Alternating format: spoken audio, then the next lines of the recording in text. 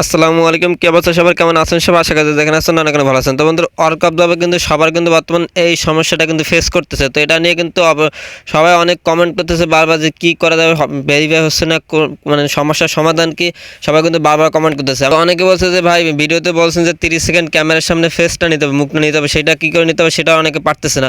তো আজকে কিন্তু A to Z দেখাবো যে এই সমস্যার সমাধান কি, প্লাস হচ্ছিল আগের যে মানে এই যে কী করে ফেসটা নেবেন সেটার সমস্যার সমাধান কি।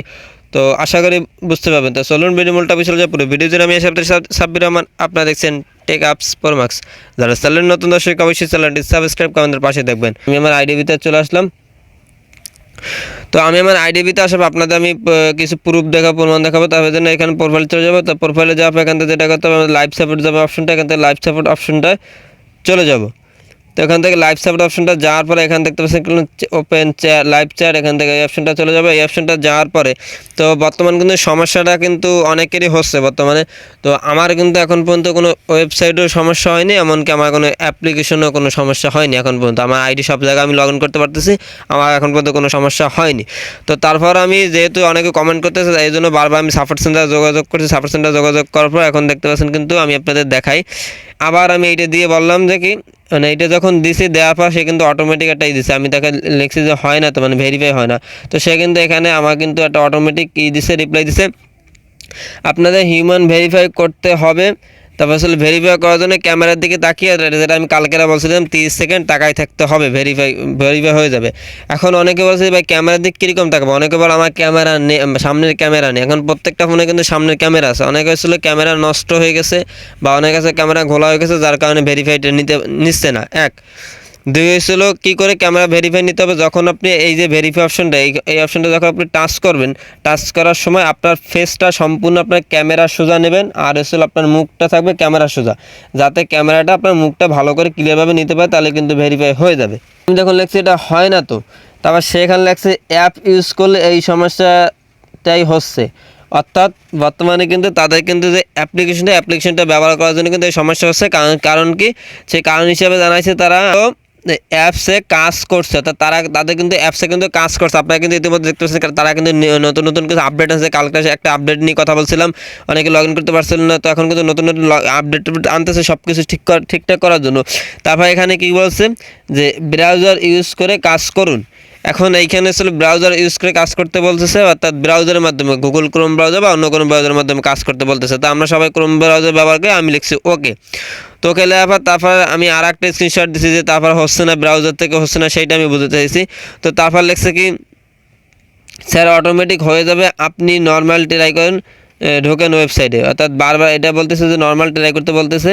আর একটা মাধ্যমে ঠিক হওয়ার উপায় আছে, সেটা হচ্ছে এখানে লেখছে দেখতে পাচ্ছেন তারা কিন্তু লিখেছে যে ব্রাউজারে ক্লিয়ার ডাটা করে দিতে হবে বা হিস্টোরি ক্লিয়ার করে দিয়ে আবার ট্রাই করতে বলছে, অর্থাৎ ব্রাউজারে সব কিছু ক্লিয়ার করে দিতে বলতেছে। এখন সেটা ক্লিয়ার করতে কী করে আমি আপনাদের দেখাই, তার জন্য ব্রাউজার পর চেপে দেবেন, চেপে দেওয়ার পর অ্যাপ ইনফো আছে, অ্যাপ ইনটা চলে যাওয়ার পর কিন্তু এখান থেকে আপনি ক্লিয়ার করতে পারবেন। তা ক্লিয়ার করতে কী করে, এখান থেকে স্টোরেজ নামে যে অপশনটা আছে, এখান থেকে এই স্টোরেজ অপশনটা দিলে কিন্তু অল ডাটা ক্লিয়ার করলে আমি আপনাদের দেখাই। এখান থেকে প্রথমে আপনারা ক্লিয়ার ক্যাশ এইটা দেবেন, তারপরে ছিল ক্লিয়ার ডাটা দিয়ে দেবেন বা অল ডাটা ক্লিয়ার, অনেকে আছে অল ডাটা ক্লিয়ার লেখা থাকে।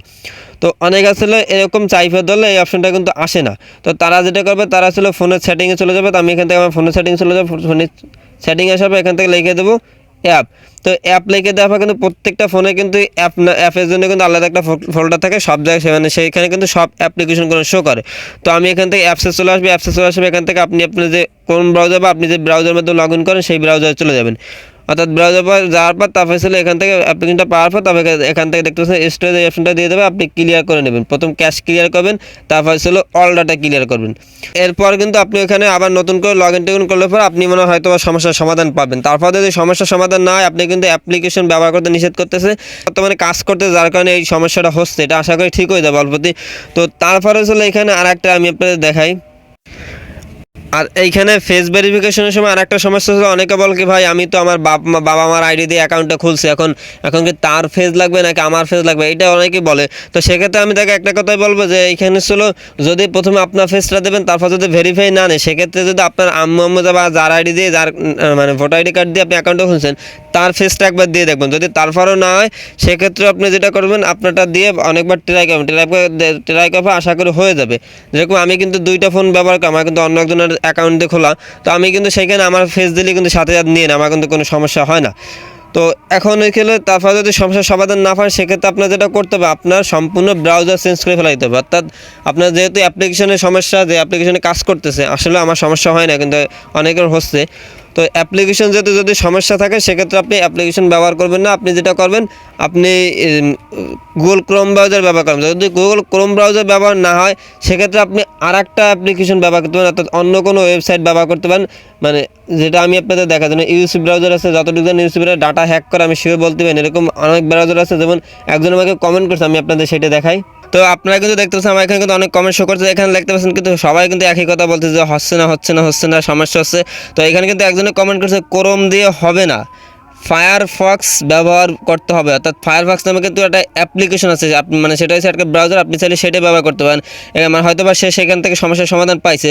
তো আমি আপনাদের দেখা, আপনি প্লে স্টোরে চলে আসবেন, প্লে স্টোরে আসার পর এখানে যেটা করতে হবে, সার্চ বক্সে চলে যাবেন, লিখে দেবেন ফায়ারফক্স।